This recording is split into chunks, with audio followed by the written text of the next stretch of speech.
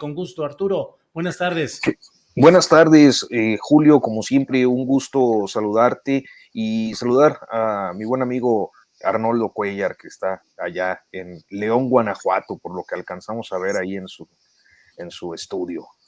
Así es, con muy buen internet siempre, Arturo. Ve nada más. Sí, qué bárbaro. Arnoldo Hola. Cuellar, director de Pop. Ya ni la burla perdona, pero bueno. No, de veras se ve muy bien tu imagen y mucha claridad, se ve que hay una buena.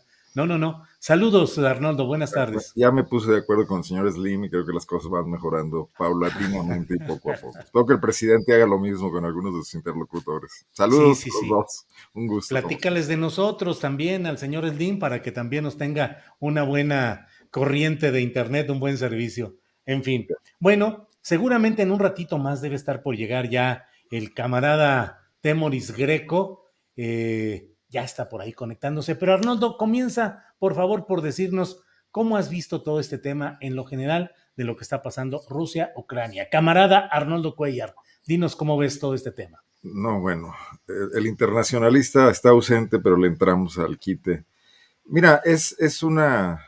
Sí, pero sin entrar pues en los detalles técnicos, ¿qué sientes, qué piensas, qué reflexionas, qué te impacta de lo que está pasándose? Ya llegó ahí Temoris Greco. Buenas tardes, Temoris. Aquí estoy. Hola. Tenía una dificultad técnica. Yo digo, para desguanajuatizar los problemas técnicos, también por acá hay. Pregúntale a Arnoldo, él los resuelve ahorita fácil, todo lo que sea necesario. Ustedes consulten. Arnoldo, Mira, en lo personal, tú espiritualmente. Leí un tuit de la escritora Almadelia Murillo que me pareció sensacional. Le puse like y lo retuiteé, que decía, ¿qué es esto? Guerra en Europa y pandemia. Es el principio del siglo XX otra vez, ¿no? Es algo que nos retrotrae a cosas que quizás equivocadamente considerábamos superadas, ¿no? Y vemos que, bueno, es una ilusión. Ni el tema de la globalización, que incluso es lo que permitió la rápida difusión del virus SARS-CoV-2, ni el tema del nuevo orden global comercial dictado por el capitalismo rampante, parece que nos sacan de esos peligros que han asolado a la humanidad hace mucho tiempo, ¿no? Es más, me puse a leer una historia de la Primera Guerra Mundial para ponerme un poco en ambiente, y ves que la suma de equivocaciones de los políticos complicaron cosas que de por sí ya estaban muy tensas y arrastraron a pueblos enteros a sufrir las consecuencias, ¿no? Es una sensación muy oscura la que se tiene en estos momentos, y de nada sirve que, o es peor, incluso lo agrava, esta posibilidad de tener en tiempo real la información y el ataque y el bombazo y lo que está ocurriendo ahí. Digo, no sé si nos sirva de mucho, quizás para despertar algún tipo de conciencia global de rechazo a la guerra, pero esto nunca ha impedido que los intereses geopolíticos se conmuevan por este tipo de cosas, ¿no? Uh-huh. Vamos a ver qué surge de este mundo distinto. Yo creo que sí tenemos que hacer una gran conciencia, pero nada más precisar, y esto es algo que tengo muy, muy clavado, que el hecho de cómo el capitalismo norteamericano triunfante después de la caída de los muros a fines del siglo pasado festinó, recuerdan ustedes, el fin de la historia y el surgimiento de este orden ya unipolar y unilateral. ¿Cómo se parece tanto a lo que pasó en Europa después de la Primera Guerra Mundial y el no darle un lugar a esa Alemania que empezaba y trataba de surgir y que cayó primero en la crisis económica brutal y luego en el autoritarismo extremo, ¿no? Y creo que alguien como Putin surge precisamente de esa falta de visión y de la humillación que muchas veces sometieron a la ex república, a la ex Unión de Repúblicas Socialistas Soviéticas, estas potencias, a grado tal de querer meter a la OTAN prácticamente hasta Moscú, ¿no? Yo creo que con muy poca visión de los profundos asuntos históricos que seguramente Temoris podrá explicar mejor que yo, que subyacen ahí, ¿no? En ese lugar de Europa donde se han gestado tantos conflictos. Gracias, Arnoldo. Arturo Rodríguez, el enfoque que quieras, el geopolítico, el histórico, el jurídico o el espiritual, ¿cómo estás viviendo todo este proceso de lo que sucede en Ucrania pero pues que nos está impactando a todos. ¿Cómo lo vives? ¿Qué reflexiones tienes? Bueno, a mí me llama mucho la atención la forma en la que la comunicación juega un papel muy importante en estos tiempos. Creo que no lo había observado de manera tan clara, la búsqueda de construir una percepción a partir de mensajes, de videos, del uso de las redes sociales, como lo ha hecho particularmente el presidente ucraniano, naturalmente como refleja también la forma en la que observamos esos mensajes políticos que nos impiden, dada habida cuenta del inmediatismo que caracteriza las comunicaciones de estos tiempos, pues los fondos que nos permitan comprender mejor situaciones, contextos, antecedentes e intereses, sobre todo intereses que puede haber detrás de una situación que pues fue llevada a un extremo que poco a poco nos pues pone en un escenario de guerra y de alarma general, evidentemente en una zona a la que poco volteamos desde esta parte, pues y a veces uno no se entera ni de lo que pasa bien en el contexto inmediato. Si a mí me preguntan ahorita de cómo están las cosas en la alcaldía donde vivo, pues lo más probable es que no tenga muchos referentes, pues mucho menos cuando hay una situación conflictiva tan lejos en la que me parece, por el otro lado, prevalece una narrativa muy hegemónica en torno a exaltar el nacionalismo y la defensa de la soberanía en Ucrania, sin comprender del todo el contexto general pues de este momento. Entonces, pues yo destacaría eso. Creo que los fenómenos de comunicación en estos tiempos lo vivimos en muchas regiones o en todo el mundo.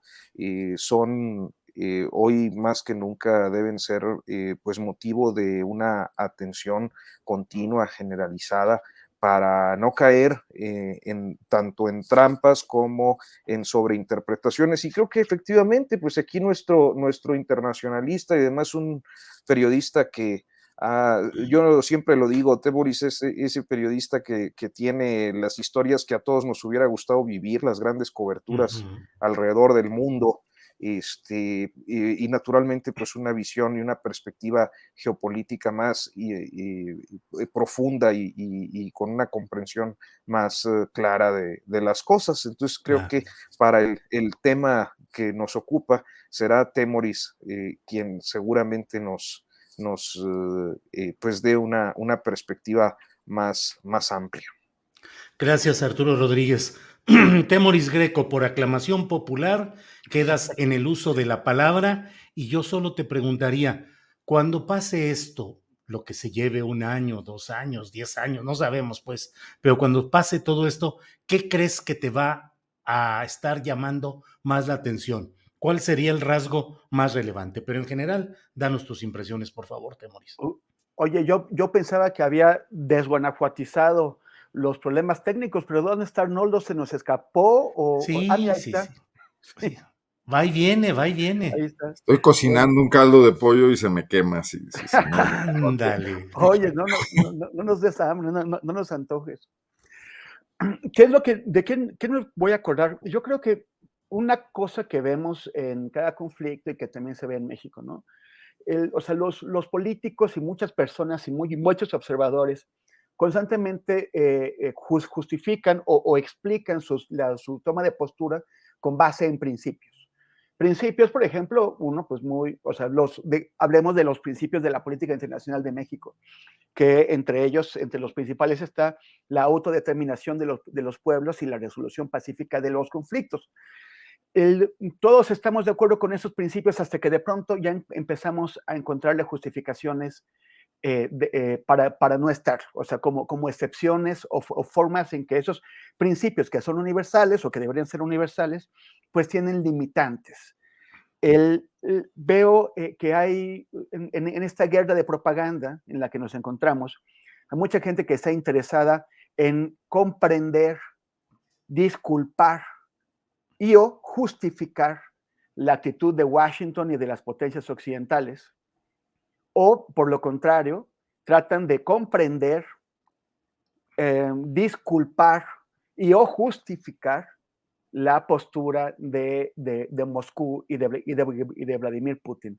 Se exalta o se menciona como, por ejemplo, alguien dice, no, pero es que Estados Unidos tiene una larga historia de invasiones. ¿Y eso qué? Esto es una invasión que no se justifica porque hubo esta larga historia de invasiones de Estados Unidos. Y otros dicen, no, es que Rusia ha tenido que sufrir las agresiones y el acoso y el hostigamiento de las potencias occidentales. ¿Y eso qué? Esto sigue siendo una invasión de un pueblo. Esta renuncia a los principios o esta relativización de los principios, que los principios se aplican cuando me convienen y cuando no. A mí me parece que es una de las cosas que vamos a recordar sobre lo que estamos viviendo en esta guerra y en otras guerras, pero también lo que vivimos en el panorama nacional con estas disputas políticas y la polarización. Lo que ocurre en Ucrania se llama en teoría política una guerra de proxies. No existe una traducción de proxy al español, pero es más o menos como un tercero. Es esa cuestión que desde la Guerra Fría, Rusia o la Unión Soviética antes, pero finalmente el imperialismo ruso, se enfrentaba al imperialismo estadounidense a través de otros, a través de terceros. Nunca directamente, porque entonces eso llevaba pues el peligro de una guerra nuclear. Entonces, un ejemplo de guerra de proxies es Afganistán, donde en los años 80, donde Estados Unidos apoyó a las guerrillas afganas hasta que lograron vencer a los soviéticos. O al revés, o Vietnam, en donde Rusia no mandó soldados, pero sí apoyó al ejército vietnamita y al Vietcong hasta que derrotaron y echaron de ahí a los estadounidenses. Y el caso más clásico de guerra de proxies es Angola, donde tropas cubanas apoyaron al gobierno angoleño y tropas sudafricanas apoyaron a la guerrilla angoleña, pero detrás de ambos estaba de un lado la Unión Soviética y los Estados Unidos. Lo que estamos viendo ahora es una guerra de proxies. Pero en estas guerras de proxies, entre los imperialismos, el imperialismo ruso y el imperialismo yanqui, se utiliza el territorio de los pueblos y las vidas de las personas para dirimir los problemas entre las potencias. Y es lo que está pasando ahora. Aquí hay un tema de imperialismo ruso muy antiguo, del que los ucranianos quieren escapar. Históricamente, desde hace siglos, los rusos han tratado de someter a Ucrania y esto llevó hasta la masacre de 3,5 millones de personas que hizo Stalin mediante el hambre en los años 30 para someter a los ucranianos. Y los ucranianos ya están hartos de esto. Y para escaparse, pues acuden al enemigo de Rusia, que es Estados Unidos y sus aliados, que dicen, claro, vente para acá, yo te apoyo, te vamos a meter a la OTAN. Y el problema es que tratar de meterlos a la OTAN fue lo que terminó de darle el pretexto a Putin, porque es un pretexto, y esto quiero que quede clarísimo, porque Putin está en el esfuerzo de restablecer la hegemonía rusa que retrocedió tras el colapso de la Unión Soviética. Sí. Entonces, aquí hay víctimas. Y comentaba mi queridísimo Arturo que el nacionalismo ucraniano y el nacionalismo ruso son parecidos, y los dos abrigan fascismos. En los dos hay. Pero hay alguien que es el que está poniendo los muertos y la destrucción de los hogares y los desplazados. Y yo creo que nuestra solidaridad, si realmente creemos en la autodeterminación de los pueblos y en el principio de la resolución pacífica de los conflictos, tiene que ir con quienes están sufriendo la invasión de este imperialismo ruso. Bien, gracias, Temoris. Arnoldo Cuellar, antes de que se queme el caldo de pollo. Ya lo arreglé. Bueno, muy bien. Arnoldo, pues hay varios temas locales de política nacional que están muy movidos. Desde luego, la gran discusión es sobre lo que ha pasado en San José de Gracia, en Michoacán.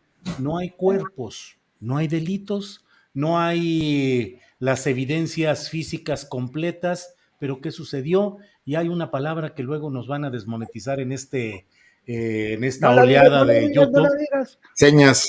Sí, sí, pero el pum pum que hubo allá, que se dice que hubo y que ganó toda la presencia mediática y que bueno, yo sigo diciendo hasta este momento no hay nada que pruebe específica y concretamente que hubo esa acción específica más que la colocación de un grupo de personas en de espaldas a una pared y con las manos en la nuca. Pueden tejerse y puede resultar que fue eso o peores cosas, pero hasta este momento me parece que no hay seguridad ni en el hecho específico de cómo se dieron esos presuntos hechos, ni el número de personas. ¿Qué opinas, Arnoldo? Pues que es el síntoma de algo muchísimo más profundo que a lo que se quiere ceñir esta discusión, ¿no? Es el hecho de los territorios donde ya no priva ninguna garantía y no hay ninguna fuerza estatal que asegure la paz y la prevalencia de un Estado de Derecho, ¿no? Y que es esta región colindante de Michoacán y Jalisco, no lejos de Guanajuato, no lejos de Pénjamo y de La Piedad, es el Bajío michoacano, ¿no?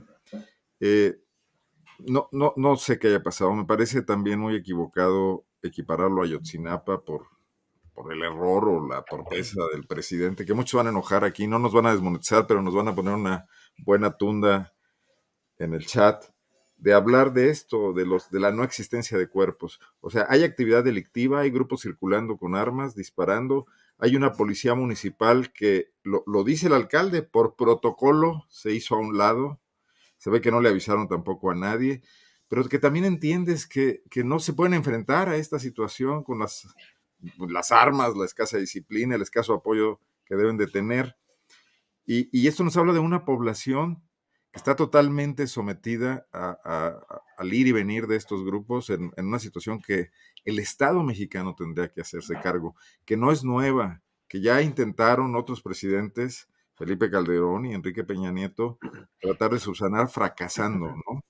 Uh Con -huh. estas intervenciones que han terminado, parece que peor con males peores que los que quieren solucionar.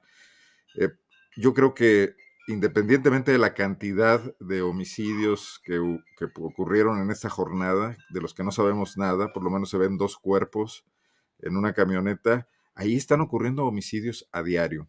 Hoy Uh tenemos -huh. la explicación de dos células del cártel Jalisco que se enfrentaron entre sí, pues son dueños del escenario, o sea, un señor feudal y otro que se invaden territorios y como si el Estado no existiera, son señores de la guerra. A eso nos estamos enfrentando, frente a temas incluso mucho más graves que esto, como el hecho del reclutamiento de incluso de menores de edad, de niños soldados, que ha sido documentado por algunas organizaciones, como por ejemplo Redim, que está ocurriendo ahí precisamente en Michoacán. Entonces, me parece terriblemente grave y reducir la discusión al tema de lo que el video muestra o de que el presidente dijo, esto que será coyuntural y que mañana dará paso a otro debate cuando surja otro video de otra cosa, me parece terriblemente pueril y muestra de la escasez de profundidad del debate público nacional que anda buscando cómo saltar de un a otro tema para trincherarse y lograr lo que cada quien considera que son sus objetivos políticos, pero no preocuparse de fondo por una situación que es real y que está afectando a muchísimos mexicanos, michoacanos, etcétera, ¿no? Gracias, Arnoldo. Arturo Rodríguez, tu reflexión, por favor, acerca, pues en sí, de lo sucedido, pues, en San José de Gracia, pero también de su tratamiento mediático y, como dice Arnoldo, lo que está en el fondo, más allá de si lo que sucedió en San José de Gracia es de tal cuantía numérica o no, y fue con cierto procedimiento o no. Tu reflexión, por favor, tus palabras, Arturo. Y mira, creo que es un asunto muy complicado y muy escabroso de resolver. Y yo me parece, primero, pues sorprendente que un episodio así haya ocurrido y pueda ser prácticamente borrado, así como en las películas, con unos limpiadores criminales muy sofisticados o yo qué sé. Y sí, a lo largo de los años de estos pues 16 años de violencia exacerbada en este país, las historias de levantamiento de caídos, fíjate cómo estoy buscando puras palabras que no Sí, me doy perturben cuenta, al bien, bien. algoritmo. Ajá. Suelen ir y venir con mucha frecuencia, ¿no? Y además tiene cierto sentido en la medida en la que, bueno, pues a veces uno, en especial, bueno, en lo personal, cuando yo me encontraba en zonas donde, pues vivía en la región noreste, en particular Tamaulipas, Nuevo León, Coahuila, Chihuahua, Sonora, que pues fue la zona donde yo cubrí durante, digamos que los primeros años de este proceso de descomposición y violencia en México. Eran muy frecuentes estas historias y también ciertamente verosímiles en la medida en la que uno pasaban horas y los tiroteos estaban por ahí, por todos lados, sonando, la gente aterrorizada y al último había una o dos bajas reportadas. Entonces era un poco raro, ¿no? Como que dices, oye, tanta cosa que traen para esa mala puntería. Y eso me lleva a una segunda reflexión que se concatena de algún modo con mi primera intervención en este espacio, que tiene que ver con los fenómenos de comunicación y de comunicación política, porque me parece que en eso se inscribe el asunto de este video tan polémico de estos días, independientemente de lo que lleguen a concluir las investigaciones en estos días de manera ya definitiva, creo que sí hay una intencionalidad en que estas cosas se difundan.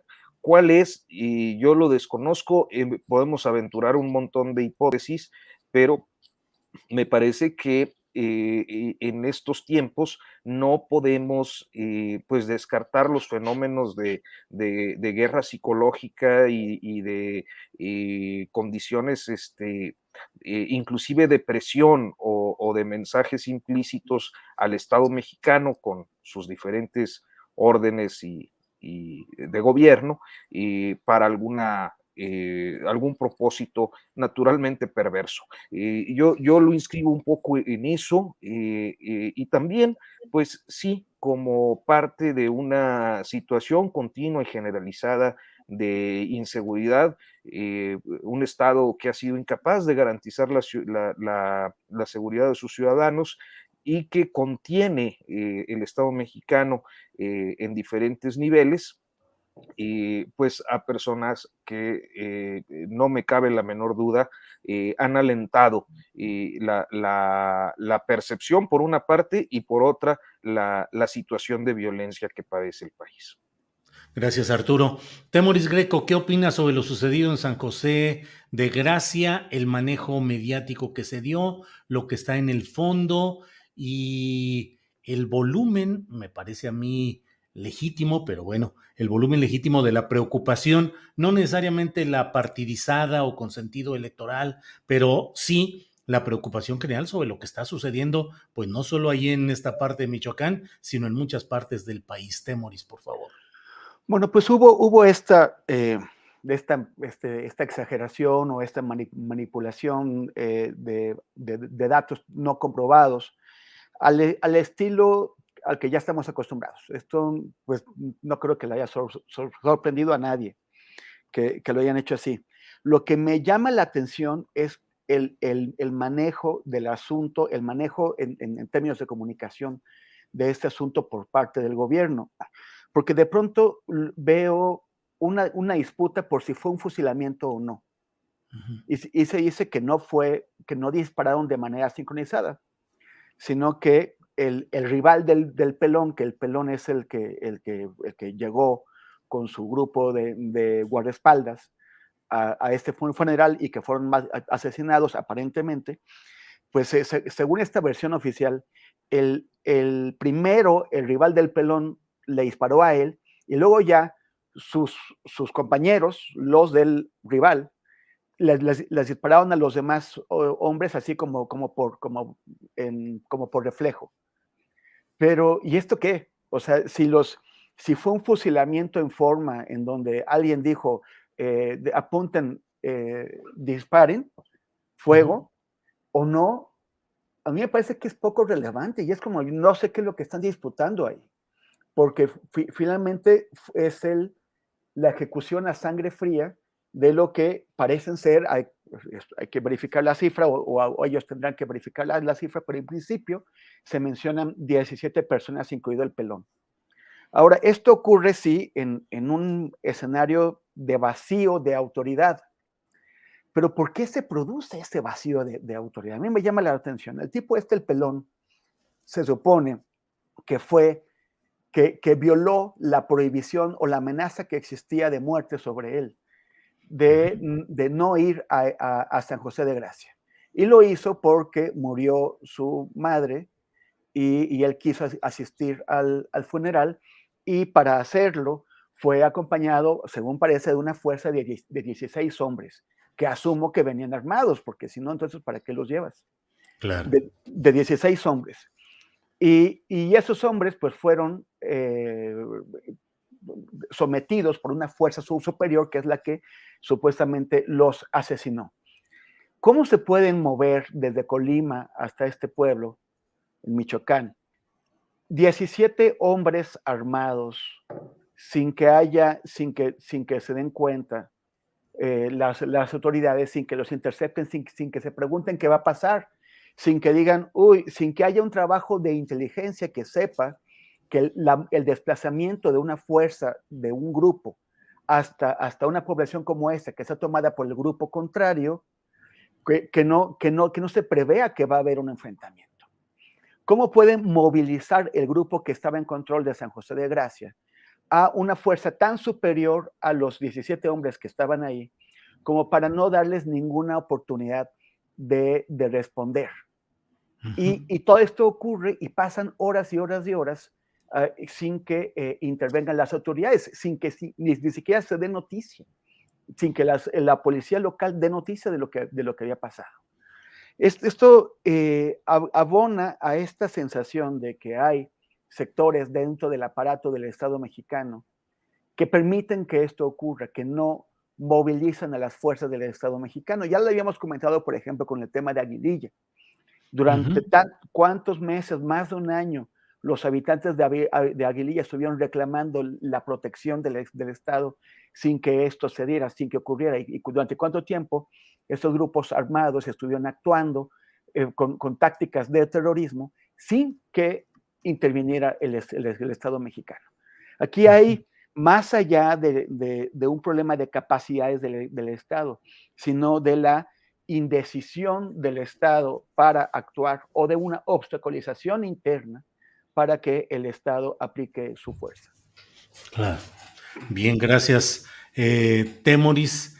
Gracias por esta intervención. Arnoldo, dentro de otros temas que están pendientes en la discusión actualmente, pues está este tema de lo sucedido en Veracruz, y no me refiero solamente a lo jurídico, donde la Suprema Corte de Justicia de la Nación ha dicho que echa para abajo el delito de ultrajes a la autoridad, sino la reacción y la respuesta del propio gobernador, que dice que hoy o mañana va a presentar una propuesta para, digamos, reformular la misma idea con otra etiqueta y otra presentación, pero persistir en ese mismo tema. En general, Veracruz, complicado, el gobierno de Cuitláhuac García, ¿cómo lo ves? ¿Cómo lo valoras? ¿Qué opinas en general, Arnoldo? Perdón, antes de empezar. Bueno, nunca creímos que el diazordacismo iba a revivir en algunos gobiernos de Morena, ¿no?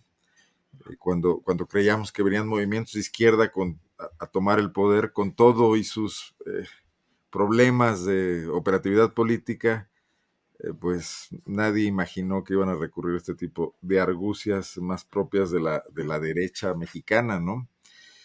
Yo creo que no saben cómo enfrentar la crítica. Sin duda está el tema de que muchos medios de comunicación y más en los estados eh, están muy cooptados por grupos de presión, pero la respuesta no puede ser esta, ¿no? Porque además ni siquiera va a afectar a quienes están detrás de los posibles, no sé, lo que quieran acallar, las críticas, o no sé si también estén ya entrando al tema de criminalizar la protesta ciudadana, que no tendría que ver con los medios de comunicación, ¿no? Pero me parece de una gran torpeza política. Ahora, es la 4T enredándose en mecanismos procedimentales que le impiden avanzar en el logro de las más mínimas metas de lo que se habían planteado como transformación de la política en México, que un poco es el ejemplo del presidente, ¿no?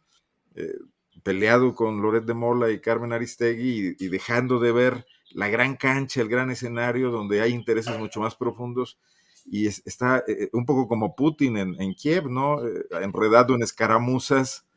Digo, ojalá siga enredado en escaramuzas y no haga más tropelías, pero veo una gran falta de estrategia y una sobreabundancia de reacciones de táctica defensiva que no tendría nada que ver con un movimiento que ganó en las urnas, que representaba una gran esperanza de modificación de temas de los que los mexicanos estaban hartos y que está una tras otra, y yo creo que seguramente hablaremos del tema Scherer y compañía y la mafia de abogados, donde parece que son también células de un mismo cártel enfrentándose, igual que en Michoacán, eh, que traba cualquier posibilidad y cualquier esperanza de que lo que significaba Morena como evolución política se concrete y que además nos entrega a una competencia entre fuerzas políticas profundamente desgastadas, donde no hay ni a quién irle. Este tema, que obviamente no me metí al escenario veracruzano porque desconozco muchos detalles, no quiero ser tampoco ejercer ya no el chilangocentrismo, sino el guanajuatocentrismo, pero que creo que está pasando en muchos lados del país, ¿no? En Zacatecas. Bueno, y desde luego, esto no quiere decir que los gobiernos panistas y priistas lo estén haciendo mucho mejor, Julio, ¿no? Ujú. Bien, Arnoldo, gracias. Sobre este mismo tema, Arturo, ¿cuál es tu opinión, por favor? Perdón, Julio, estamos hablando ya no de Michoacán, El De caldo de Veracruz. pollo. De caldo de pollo. No, no es cierto, Arturo. Estamos hablando de Veracruz acerca de esta claro. supresión por parte de la Corte del delito de ultrajes a la autoridad y cómo vemos a Veracruz en lo general y a su gobernador Cuitláhuac García. Pues mira, o sea, yo eh, creo que todos estos, a ver, porque me da pena, pero total, pues ya hace muchos años, pero cuando yo estaba joven, pues siempre, con frecuencia, no con frecuencia, pero varias veces fui víctima de los operativos policíacos. Había ya en Saltillo, de donde yo soy, unos operativos, unas redadas antipandillas y buscaban cualquier pretexto. Yo tengo muy presente, sobre todo, pues a los muchachos que vivíamos en barrios, cómo nos formaban y nos pasaban a la báscula y a veces, pues, sin más, nos trepaban a las patrullas, pues obvio, con un afán recaudatorio. Generalmente, pues éramos adolescentes, jovencitos que estábamos jugando por ahí en medio de la calle con la pelota, pues porque no había parques, no había dónde más, y pues ahí era donde jugábamos. Y eso no fue, me parece que mi primera experiencia, o sea, hubo varias que siempre asimilaban un montón de cargos, en este caso administrativos, en los que pues decían, por ejemplo, ingerir bebidas embriagantes en la vía pública, ebrio y escandaloso, ebrio y rijoso, insultos a la autoridad, faltas a la autoridad, etcétera. Y entonces te hacían una listota que pues elevaba los costos de la multa. Y al final tú decías, oye, pero pues si yo no le hice nada, o yo no le grité, o no me resistí al arresto, etcétera, pero pues ahí no importaba, ¿no? Porque al último, pues ellos eran los policías y tú tenías que pagar, o sea, lo de siempre. Ujú. Y me parece que en este caso lo que estamos viendo es eso mismo, pero en una condición ya de competente al derecho penal, no como una falta administrativa que se resuelve con una multa, sino como una fórmula de coerción que quizás, y esta sería la única explicación que tengo a esa defensa denodada que hace del asunto el gobernador veracruzano, es que se debe a que, dadas las condiciones tan mediocres de los ministerios públicos y las fiscalías generalmente para la persecución de los delitos, este resulta cómodo para encarcelar gente, así sea, se vayan en el montón algunos de manera arbitraria. La constitucionalidad del asunto me parece pues que ya está resuelta, fue la Suprema Corte quien ayer declaró inconstitucional esto, y las consecuencias son graves por este encaprichamiento del gobernador. Estamos hablando de más de 1,000 detenidos que no sabemos quiénes son víctimas de un acto arbitrario y quiénes auténticamente pudieran haber sido delincuentes que fueran o debieran haberse sometido a un proceso de investigación para determinar su responsabilidad y que van a quedar libres por esta mala conducción del gobernador Cuitláhuac, que además sigue obstinado en el asunto. Creo que el caso de Cuitláhuac García refleja lo que ha pasado muchas veces en la cosa pública en México, pero en particular que le pasó al PAN cuando se convirtió en partido gobernante, y le ha pasado a Morena y a la coalición que respalda al presidente López Obrador, donde gente que puede ser bien intencionada, ingenua, no maleada, termina cometiendo excesos, errores tremendos de cálculo político y atropellos, auténticamente violaciones a la ley, faltas al Estado de Derecho. Esto de hablar de Estado de Derecho a mí siempre me llama mucho la atención porque los políticos lo usan como si los ciudadanos tuvieran que obedecer la ley en un Estado de Derecho, cuando hablamos de Estado de Derecho, estamos hablando de que son los gobernantes quienes tienen que hacer y cumplir la ley primero que nadie. Y en este caso lo que vemos pues es lo contrario, un gobernador poco experimentado, ingenuo, que se mete en complicaciones por todas partes, y este tipo de cosas con frecuencia acaban mal.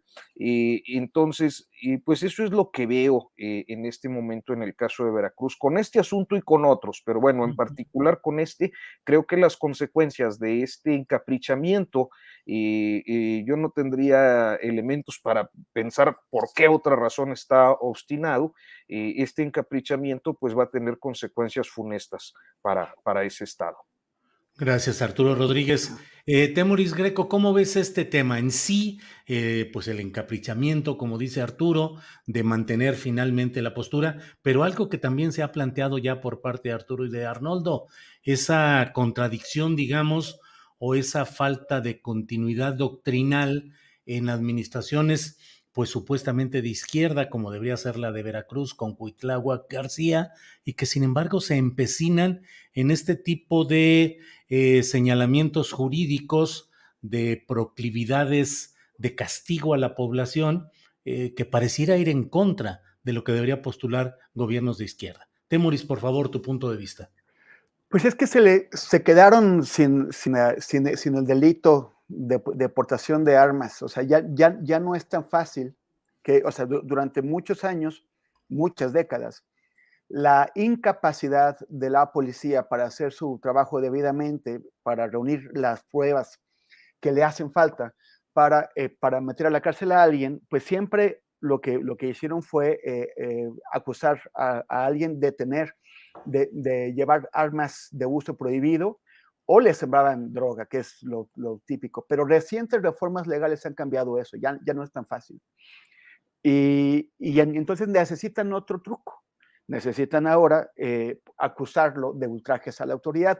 Creo que no hemos mencionado que el delito del que estamos hablando, que ya fue anulado por la Suprema Corte, es el de ultrajes a la autoridad, que una de las cosas que señala la Suprema Corte para anularlo, además de la afectación a las libertades que sean garantizadas por la Constitución, también está que es un delito, o sea, está en el texto muy mal definido, es como muy amplio, muy es cualquier cosa, que es obstaculizar la acción de la autoridad o incluso sentir incómodo a la autoridad en el ejercicio de su labor. Y esto significa que un policía te puede acusar en Veracruz de cualquier cosa. O sea, literalmente puede llevarte detenido y son penas de 2 a 5 años de prisión, que con algún tipo de agravantes puede ser de 5 a 7 años de prisión, o sea, que te quedas en el bote sí o sí. Ujú. Y esto significa que cualquier policía que te encuentres en la noche por ahí en Veracruz tiene un poder de decisión arbitrario que realmente te pone en peligro. Entonces ahí te pueden extorsionar, te pueden detener, te pueden encarcelar, te pueden hacer cualquier cosa. Cuando hicimos con Ojos de Perro, con mi colectivo, fuimos a varias localidades de Veracruz haciendo este trabajo sobre periodistas asesinados. Y en Tierra Blanca preguntamos, bueno, aquí, ¿cuál es el grupo criminal dominante? O sea, ¿es Jalisco o son los Zetas? Y nos dijeron, no, aquí el grupo criminal dominante es la policía municipal. Pues sí.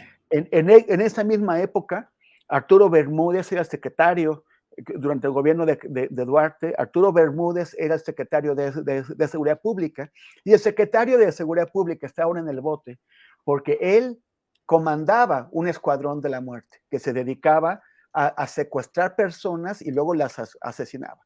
O sea, le pedían el rescate, lo cobraban, pero nunca entregaban a la víctima, lo hacían cachitos.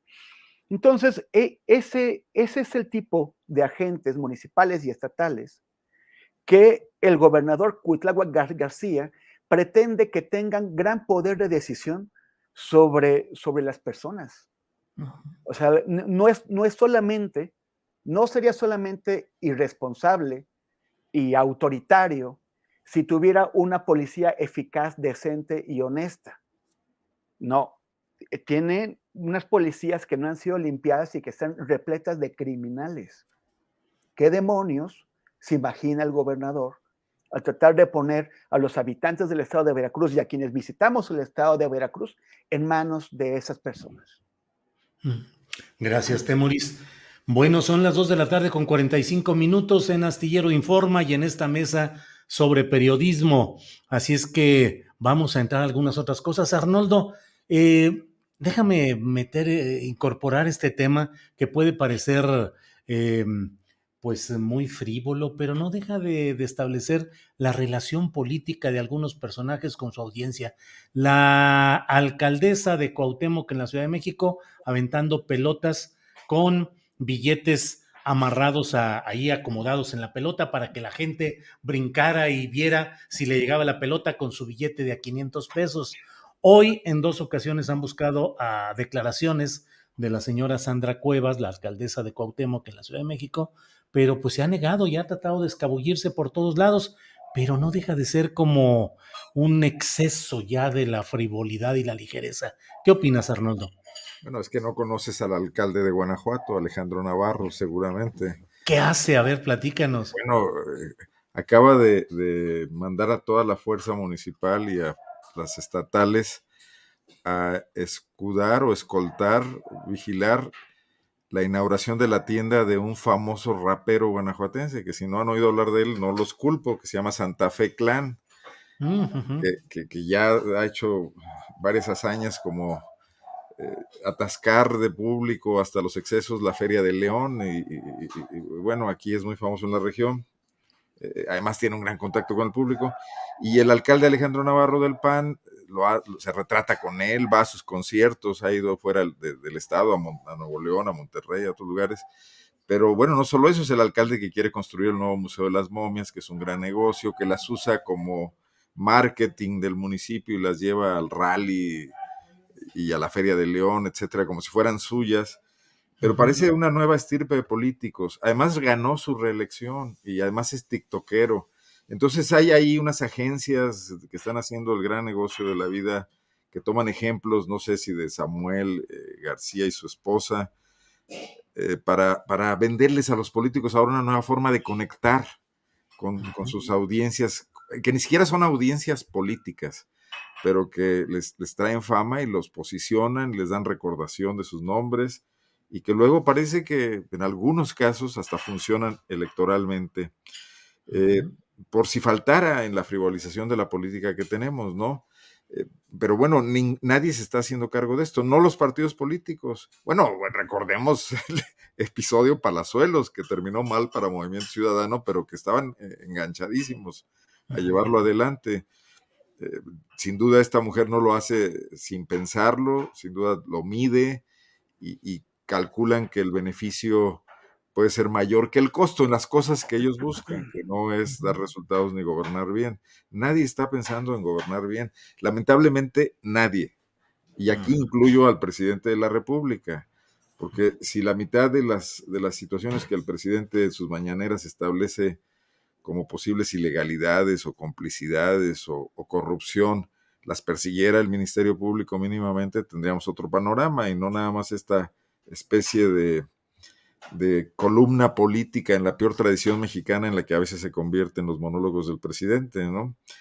Entonces, no me extraña, pues, Julio, que esté ocurriendo y tampoco veo a los medios reaccionando para ponerle un alto a este tipo de políticos. Creo que estamos enredados en la misma vorágine y cayendo también en este juego, en la búsqueda de esas audiencias que a lo mejor estos políticos nos dan, y todos contribuyendo a que una política que en México nunca ha sido excelsa, y dejémoslo claro, y nuestra democracia tampoco nunca ha estado muy depurada, incluso en los mejores momentos de ella, que pueden ser los de la alternancia en el 2000 y ahora en 2018, pues caiga a niveles en los que en otros países ya hemos visto lo que puede provocar. Nada más una reflexión, el cómico o hombre de medios, Zelensky, está resultando una revelación ahora como líder político, según leo en varios ensayos en medios, ¿no? Espero que algún día pase eso, ¿no? Gracias, Arnoldo.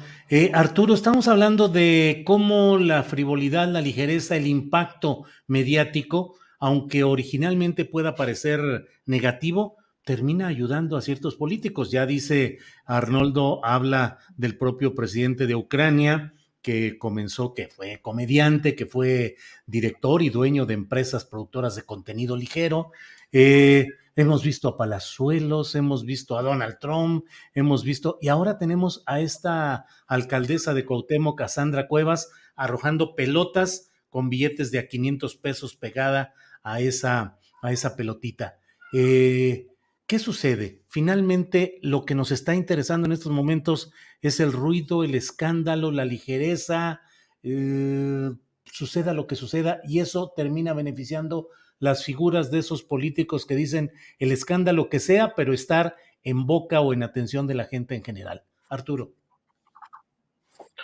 Pues mira, creo que no es un fenómeno nuevo desde hace más de 20 años, cuando se empezó a abusar de estas fórmulas de comunicación política muy próximas a lo que pudiéramos llamar la política de pastelazo. ¿Me escucho bien? Sí, te escuchas bien, Arturo, sí. Adelante. Perfecto, Sí. gracias. Estas políticas de pastelazo, y hay quienes los han llevado como a un siguiente nivel. Y yo creo que es muy simple pensar en la forma en la que irrumpió en la vida política el tipo de propaganda de Vicente Fox en 99, 2000, paisano de allá de nuestro amigo Arnoldo. No hacía amigos entre ellos, ¿verdad? Independientemente del paisanaje. No sabemos, Arturo. Pero nadie escoge a sus paisanos, No me acusen de portar paisano prohibido. Claro. Pero sí, estas fórmulas de comunicación que en diferentes sociedades, pues yo hablo de la sociedad mexicana, pueden resultar a veces muy atractivas porque la formalidad, la corrección de los políticos tradicionales, pues plantea dos aspectos difíciles de asimilar para la sociedad. Por una parte, que a veces las formas discursivas, estas demagogias que fueron especialmente representativas de los regímenes priistas, no son comprensibles para la gran mayoría de la población. Y segundo, que precisamente representan a esas etapas de oscuridad, de corrupción, de violencia de Estado, de autoritarismos, y por lo tanto el discurso y el buen decir se convirtió en algo mal visto, así que irrumpiera en una sociedad un discurso chabacano pero bien intencionado, pues parecía una buena idea. Y creo que eso lo podemos observar hasta estos tiempos. Eso es en cuanto al lenguaje y las formas de comunicar, que me parece han llegado a un extremo del absurdo, en especial con lo que vimos en las campañas electorales el año pasado. Yo personalmente en Instagram estuve haciendo un seguimiento de cientos de momentos, de estampas, de fotografías, de memes, de videos, de lo ridículo de las campañas y de los candidatos de todos los partidos, precisamente por este abuso de las fórmulas simplistas o de reedición de clientelismos, que es lo que me parece que estamos viendo con Sandra Cuevas y que vemos también en muchas narrativas públicas, inclusive la del presidente López Obrador. O sea, yo pensaba, por ejemplo, esta cosa que hizo de poner al señor de Frena, con todo y lo desagradable que puede ser para muchas personas, o lo falaz de Frena mismo, y que Gustavo pone el Lozano. video donde se cae. ¿No? No es Gustavo, es Gilberto. Gilberto Lozano. Gilberto. Gilberto. Y que se cae, se le rompe la silla, ¿no? Pues es política de pastelazo, como aquellos que también el fin de semana aprovecharon para estarse burlando de la secretaria general de Morena por esta caída que sufrió durante un foro allá en Puebla. Es decir, sería muy desagradable que un presidente, un gobernante, un dirigente de un partido, que no fue el caso con Citlali, pues usara esa caída como algo para su comunicación política. Y del otro lado vemos estos intentos de reedición del clientelismo. Yo creo que bueno, a mí bajo ninguna circunstancia, si yo fuera político, se me ocurriría hacer algo así, ¿no? Aventar dinero en pelotitas a la gente, y creo que es algo fuera de toda lógica, pero pues bueno, también se inscribe y ahora sí que pues también hay clientelas dispuestas o necesitadas en su caso de recibir, así sea en fórmulas tan humillantes como la que observamos con esta señora Cuevas. Gracias, Arturo. Temoris Greco, ¿qué opinas de este lanzamiento de dinero en pelotitas de parte de la alcaldesa de Cuauhtémoc, Sandra Cuevas, y en general de todo ese estilo farandulero de lograr atención, que finalmente la logran? Pues estamos hablando, por ejemplo, de ella, pero ¿cómo ves todo ese fenómeno o proceso, Temoris? Pues que qué bueno que no se le ocurriría a Arturo aventar esas pelotitas ni nada por el estilo, porque lo queremos como periodista, no como político. Sí es como, hay una, ya lo habíamos comentado, lo comentamos durante las campañas del año pasado. Hay esta tiktokización de la política, que es básicamente que a muchos candidatos que no tienen nada que decir, que no tienen discurso, que no tienen proyecto, que no tienen nada, porque como vimos el año pasado, los que tenían proyecto en realidad eran los que repetían el proyecto definido por el presidente. Y la oposición pues no tenía nada. Entonces, a falta de algo que decir, de algo distinto o novedoso, o que te singularice, o que te permita acercarte a la gente, pues le haces caso a tu sobrinito que tiene TikTok y te dice, es que tú tienes que acercarte a los jóvenes, y para acercarse a los jóvenes, esa es la idea, hay que hacer tonterías, básicamente. Y había, creo que ya le había comentado que estuve viendo ahora en diciembre que ganó Gabriel Boric, ganó las elecciones presidenciales en Chile. Es un hombre de 35 años, su equipo es menor. Camila Vallejo, que es una de sus cercanas, tiene 32. Mucha gente alrededor de ellos es menor de 30 años. Y ellos hicieron campañas jóvenes, campañas frescas, pero campañas con contenido. O sea, a mí me parece autoderrotista esta idea de que los jóvenes no quieren, no son inteligentes y no quieren nada sofisticado o complejo, que quieren puras cosas simples y superficiales y banales. Quienes acudan, los candidatos que acudan a ese expediente, al de presentar cosas simplonas y banales a los jóvenes porque creen que así los van a llegar a ellos, ojalá que la juventud les dé un buen bofetón y les diga, oye, estamos bastante preocupados por el futuro de nuestro país y del mundo para que tú nos vengas con tonterías. Esta señora, Sandra Cuevas, pues es un ejemplo de todo lo malo que hay en la política mexicana, ¿no? Una señora que se sube al ladrillo y ya enloquece, que se siente que es actriz de cine recibiendo un galardón en Hollywood, que golpea policías, que trata de arrebatarle al gobierno central de la ciudad el control de zonas para favorecer a sus amistades o gente asociada en el ambulantazgo, que echa a perder deportivos nuevos solamente para enmendarle la plana a su antecesor, y que ahora hace esta tontería, locura o sea, totalmente, o sea, parece que se cree reina inglesa en el siglo XVI, aventándoles mendrugos de pan a los pobres. O sea, es como vergonzoso, pero también qué tan representativo es de lo que está pensando la clase política que tiene que hacer para ganar el favor de los votantes. Yo espero que haya una reflexión ahí y que vean muchísimo más a Boric para ver cómo se hace una buena campaña y no a seguir haciendo el ridículo, avergonzándose de ellos y avergonzando a la ciudadanía mexicana haciendo estas tonterías. Temoris, muchas gracias. Bueno, pues hemos llegado al final precisamente ya de nuestra mesa de periodismo, así es que, pues Arnoldo Cuéllar, gracias por esta ocasión, son las 3 de la tarde, pasadas 3 de la tarde. Gracias Arnoldo y buenas tardes. Chun chun, el micrófono. Déjame hacer alusión a 3 comentarios del chat que están muy simpáticos. Uno dice Sí. que somos una mesa de derecha que no se reconoce. No nos queremos reconocer. Hay que salir del closet. Sí.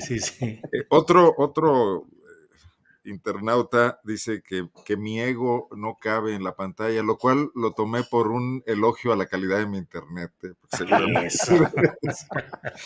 Y finalmente hay quien me dijo que o atiendo la cocina o atiendo las noticias y acepto la crítica. Eso tiene Claro, razón. atendió la cocina, prefiere la cocina, Arnoldo.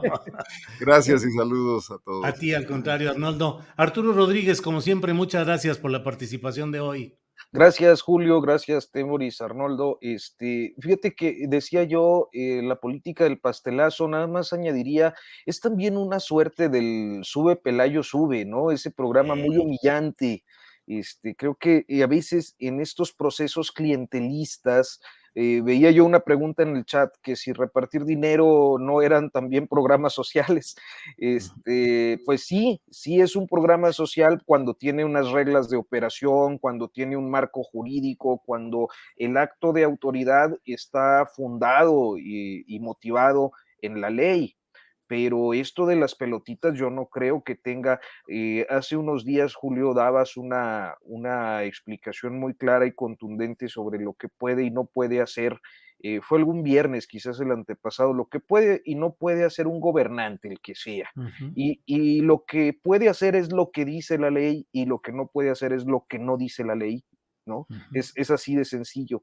Y yo no creo que haya ninguna disposición normativa que siquiera pueda prestarse a interpretación para decir, bueno, esto de las pelotitas tiene este fundamento.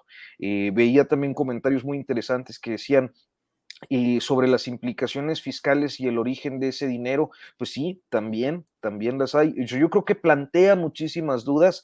Yo me fui por esta parte de la superficialidad, de las formas de hacer política de estos tiempos, pero bueno, creo que en efecto, como muy inteligentemente muchas personas en el chat que siempre comentan nos hacen ver, pues hay aspectos que deben considerarse como estos que comento. Y bueno, pues ya me despido porque hablo mucho, les agradezco No, mucho hombre. como siempre las consideraciones y los invito ahí cuando puedan asomarse a Notas Sin Pauta en YouTube y bueno, pues en las diferentes redes como Notas Sin Pauta. Muchas gracias. Arturo, cuando puedan a Notas Sin Pauta, que cada vez tiene más producción, más programas interesantes, mesas de análisis, los videos, las videocolumnas que hace el propio Arturo Rodríguez. Así es que claro que hay que anotarse a ver Notas Sin Pauta, igual que en PopLab MX con Arnoldo Cuellar, todo lo relacionado con Guanajuato, la región y asuntos nacionales, culturales, de toda índole que están por ahí. Lean, Temoris Greg, perdón. lean nuestro reportaje ahorita que en portada sobre un radiodifusor que es amigo del gobernador y que subió sus tarifas publicitarias al estado y al municipio de León como un 400%, vendiendo lo mismo que antes. Y con Ándale, pues eso es. una muy documentada investigación de una reportera, Melissa Esquivias, que encontró todos los documentos y todas las actas constitutivas, porque además lo hace con 4 empresas. Se llama Jorge Torres, tiene 4 estaciones radiodifusoras y ya compite con Televisa y con TV Azteca, que son unos monstruos en facturación al estado No, y al bueno. municipio de León. Ahí estaremos atentos. Gracias, Arnoldo. Temoris Saludos. Greco, gracias por esta tarde. Gracias por tu participación. Pues a mí yo me quedé con ganas de que habláramos, como habíamos prometido, sobre estas mafias de abogados que controlan tantas cosas en el país. O sea, con ese tema de Scherer, Collado, Araujo, Ancira, que está muy bueno. Yo creo que seguirán dando pie, entonces a ver si en un programa futuro podemos tocarlo, pero quiero recomendarles un artículo que hizo Hernán Gómez Bruera. Hernán Gómez Bruera es un periodista que se reconoce o se presenta como parte de la 4T, pero al mismo tiempo ha tratado de ser crítico con lo que pasa ahí, con aquellos que se han montado en la 4T para sacar beneficio personal.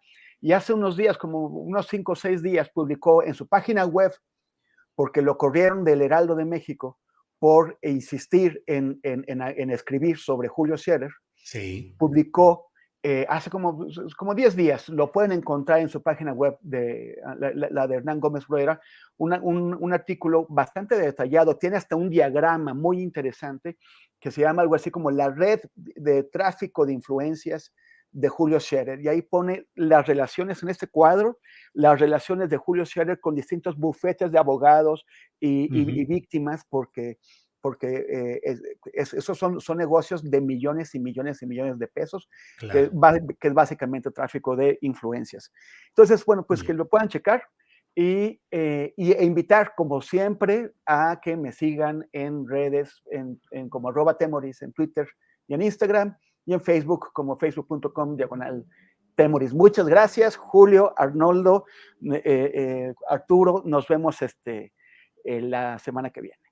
Muy bien, gracias a los 3. Hasta Oye, luego. nos arrogamos el postrecito sin que nos estuvieras convocando. Invitando. Pero están ustedes en su mesa, en esta fonda periodística donde ustedes ponen el postre sin ningún problema. Ya está por ahí Noé Zabaleta, que ya debe estar ahorita también diciendo, bueno, ¿y mi postrecito qué? Claro. Así es que, no, hombre, con mucho gusto. Gracias. Saludos a los 3. Noé Zabaleta. Saludos, compañeros de la mesa de derecha. Nos vemos la semana que entra. Ya súmense. De la derecha del closet. Sí, así es. Nos vemos. Hasta luego. Gracias.